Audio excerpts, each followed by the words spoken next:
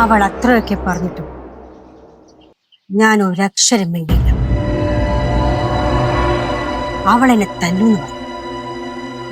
ഒരു വട്ടമല്ല, 2 വട്ടം. എന്നിട്ടും ഞാൻ ഒന്നും പറഞ്ഞു. എന്തുകൊണ്ട്?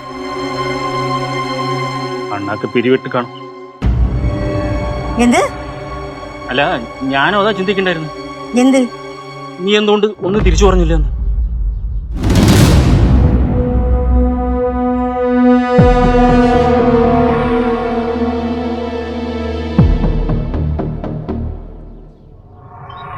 കിഷോർ, എന്നെ ആരെങ്കിലും ഇങ്ങനെ വെല്ലുവിളിച്ച ഞാൻ സാധാരണ എന്താ ചെയ്യുന്നത്? ഇതിനിപ്പോ മായ ആരും ഇങ്ങനെ വെല്ലു വിളിച്ചിട്ടില്ലല്ലോ. പിന്നെ ആദ്യമായിട്ടാണ് മുഖത്ത് നോക്കി മായയെ തല്ലുന്ന ആരെങ്കിലും പറഞ്ഞു. എൻ്റെ ഒരു ഷോക്ക്. അതുകൊണ്ടാണ് മായയ്ക്ക് ആവണിയും ത്രിവേണിയും ഒന്നും പറയാൻ പറ്റാതെ പോയത്. പിന്നെ വലിയ വലിയ കൊമ്പന്മാരെയൊക്കെ മായ മുൾമുനയിൽ നിർത്തിയിട്ടുണ്ട്. പക്ഷെ ആവണിയും ത്രിവേണിയും മായയ്ക്ക് ഒന്നും ചെയ്യാൻ പറ്റില്ല. അവരെ പേടിപ്പിക്കും പറയാന്നല്ലാതെ മായയാണ് പേടിക്കുന്നത്. ഒന്നും പോരാഞ്ഞിട്ട് പുതിയ അവതാരം അജ്ഞാതൻ. മായ, ഇതെല്ലാം നിർത്താം, നമുക്ക് ഇവിടുന്ന് പോകാം. എന്തിനാ വെറുതെ കൊല്ലാം? അവരെ വഴിക്ക് വിട്ടേ. എന്തിനാ വെറുതെ പ്രശ്നം? അങ്ങനെ തോറ്റ അടിയറവ് പറഞ്ഞു പോയാ പിന്നെ നീ മായ മരിച്ചെന്ന് കൂട്ടിയാ മതി.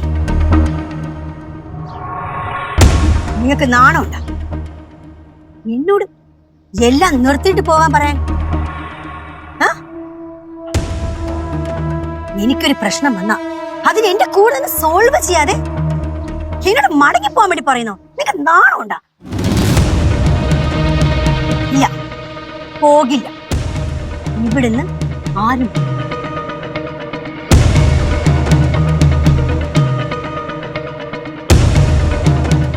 ഒന്നുകിൽ ആവണിയും ത്രിവേണിയും, അല്ലെങ്കിൽ ഈ ഞാൻ. രണ്ടിലേതെങ്കിലും ഒന്ന് തീരുമാനിച്ചിട്ട് ഞാൻ ഇവിടുന്ന്. മതി മമ്മി, എന്നിട്ട് മമ്മി ഇവിടുന്ന് പോവാവോ? അമ്മയുടെ കൂടെ ഞാനുണ്ട്. കിഷോർ, നിങ്ങൾ എന്തിനാ അവനെ വഴക്ക് പറയുന്നത്? എനിക്കൊരാപത്ത് വരുമ്പോ നിങ്ങളോ എന്റെ കൂടെ നിൽക്കുന്നില്ല. അവനെന്റെ മകനാണ്, അവനെങ്കിൽ എന്റെ കൂടെ നിൽക്കട്ടെ. മോനെ അർജുൻ, നീ പറഞ്ഞതാണ് ശരി.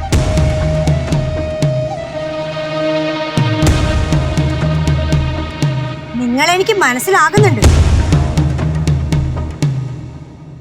ഇന്നലെ രാത്രി നിങ്ങൾ പുറത്തു പോയിരുന്നു. എവിടെ പോയതാ? ഫ്രണ്ടിനെ കാണാൻ.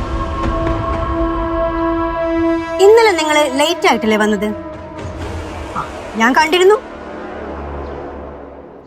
സത്യം പറ, ഇന്നലെ രാത്രി സാദിക്കിനെ തല്ലിയത് നിങ്ങളല്ലേ?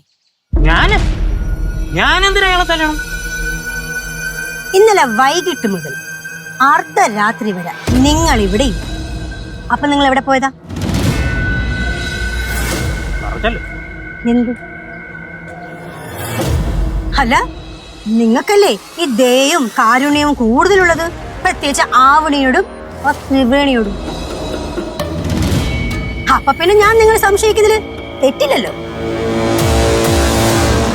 എന്തായാലും സാദിക്കിന് തല്ലിയത് ആവണിയുടെ അച്ഛനും മോഹനും പ്രകാശനുമല്ല.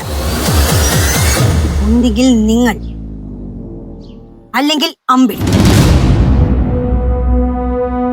അമ്പിളിയാണെന്നുള്ള കാര്യം ഇന്നറിയാം.